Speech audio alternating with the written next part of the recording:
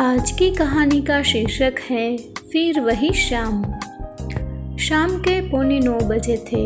एक office colleague के आलीशान घर पर 150 अनजान लोगों के बीच वो लड़की खड़ी थी जिसे मैंने कभी पागलों की तरह चाहा, जिसे बरसों पागलों की तरह ढूंढा और जो 9 साल पहले अचानक एक शाम बिना बताए मेरी ज़िंदगी को छोड़कर चली गई थी।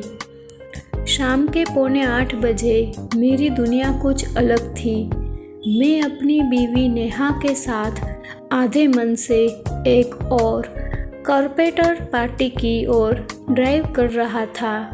मेरी बीवी बला की खूबसूरत है, एक डॉक्टर है, पीडियाट्रिशियन है। हमारे खुद के बच्चे नहीं हैं। औरों के बच्चों की सेहत सुधार के उनकी मुस्कुराहट से खुश हो लेती है।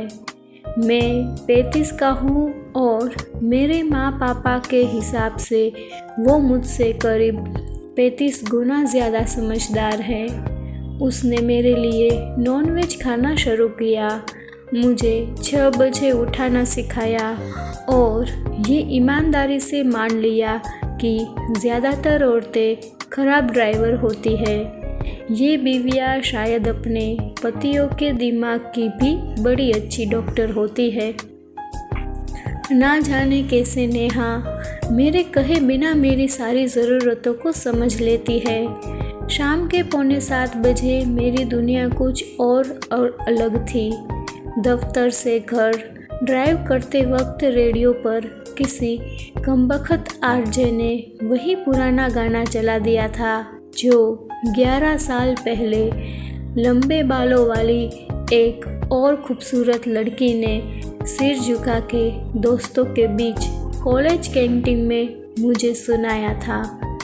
छुपा लो यूं दिल में प्यार मेरा, कि जैसे मंदिर में लो दिया की।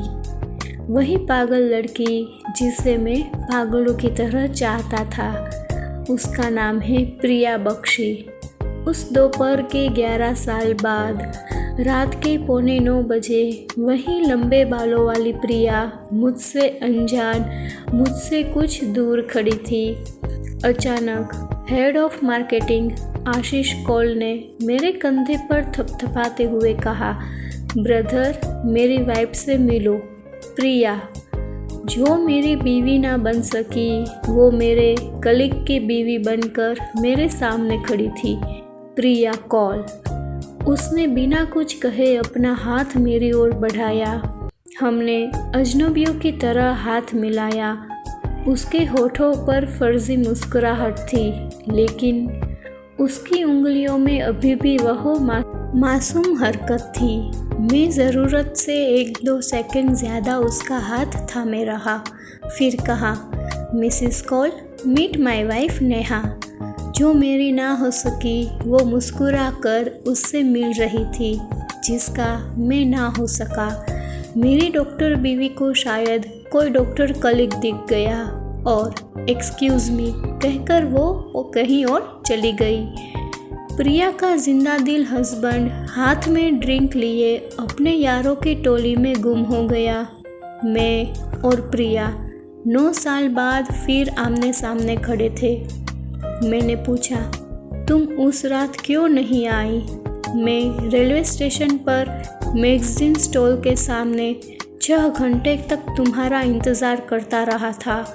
हर 5वें मिनट सीढ़ियों की तरफ देखता हुए अपने हाथ में सेकंड क्लास की 2 टिकटें लिए हुए मैं उस सर्दी की रात में लकड़ी की बेंच पर बैठा रहा। शाम से आधी रात हो गई, फिर ट्रेनें भी शांत हो गई। पटरियाँ खामोश, प्लेटफॉर्म वीरान। समोसे वाला अपनी बड़ी सी लोहे की कढ़ाई और बचा कुचा कांटा लेकर चला गया। एक बुजुर्ग झाड़ू से देर तक टूटे हुए कुल्हड़ किनारे करते रहा।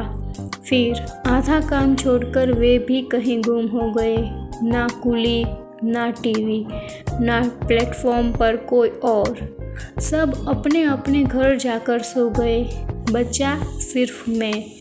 और नींद में डूबे मुट्ठी भर मुसाफिर जो मुझको मेरी तरह ही लग रहे थे। उन्हें जैसे ना कहीं जाना था ना कहीं से आना था, बस यही एक वीरान प्लेटफॉर्म पर बैठकर एक अंतहीन इंतज़ार करना था। सम चिली पनीर सर, वेटर ने कहा। जैसे किसी जादूगर ने मुझे एक गहरी नींद से उठा दिया हो। मैंने देखा मैं प्रिया से बात नहीं कर रहा था, मैं तो खुद से बात कर रहा था।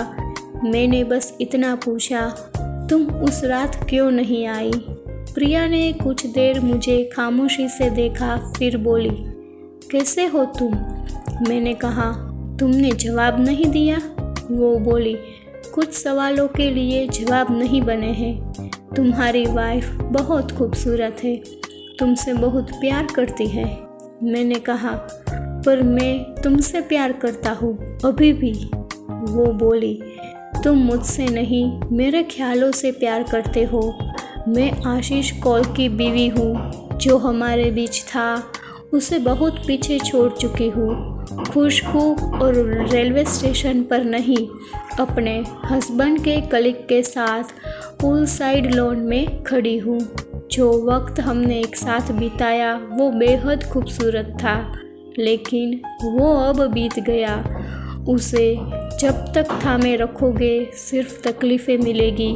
मेरी डॉक्टर बीवी दूर से अपना सॉफ्ट ड्रिंक लेने मेरी ओर चली आ रही थी और मैं उस कैदी की तरह महसूस कर रहा था जिससे लिए मुलाकात का वक्त ख़त्म हो गया था। मैंने प्रिया की आंखों में आंखें डालकर कहा, तुम उस रात क्यों नहीं आई?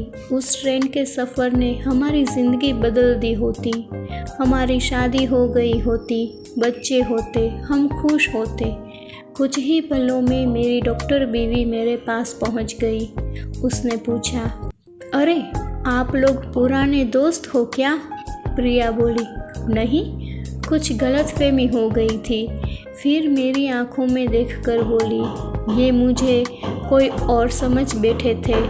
11:15 बजे थे, मेरी ज़िंदगी बदल चुकी थी।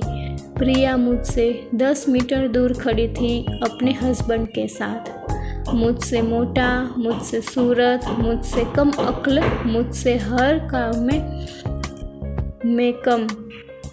आशीष कौल, यही वो डफर था जिसे प्रिया ने मेरे बजाय चुना था।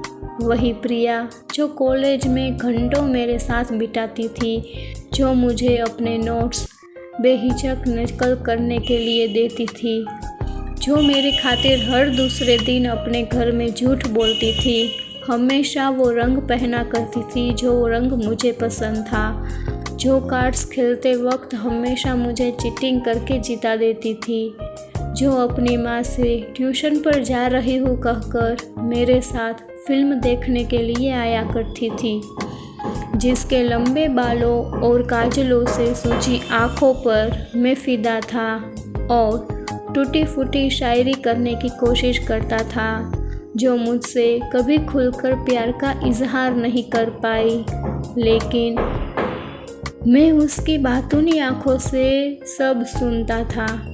वही जिससे मैंने एक दिन कहा था, चलो अब भागकर शादी कर लेते हैं।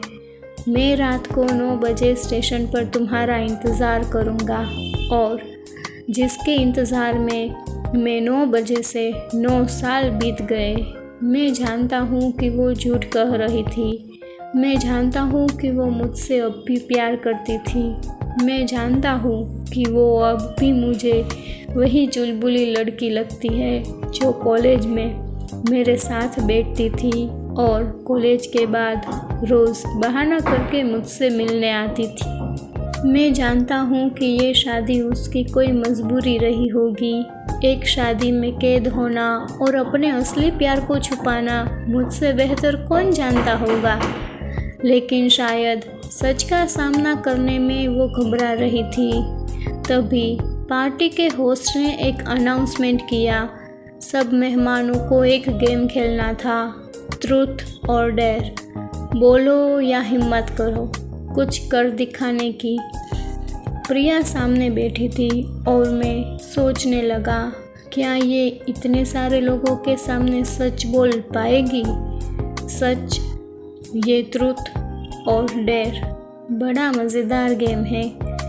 12 दोस्त एक सर्कल में एक दूसरे के सामने बैठे थे और एक दूसरे से निजी सवाल पूछ रहे थे। जो जवाब देने की हिम्मत करता था, लोग हंसते थे, तालियां बजाते थे। जो हिम्मत नहीं कर पाता था, उसे एक टास्क बता दिया जाता था। मेज पर चढ़ो, मुर्गा बनो, एक अनजान औरत से अपने प्रेम का इजहार करो। पार्टी गर्मा रही थी और शाम हंसीने, दहाओ और शराब के प्यालों में डूबती जा रही थी। अचानक प्रिया की बारी आ गई थी। लोग उससे पूछने के लिए सवाल सोचने लगे। मेरी धड़कनें ऐसे तेज़ हो गई जैसे कोई गेम नहीं, मेरा ही इम्तिहान हो।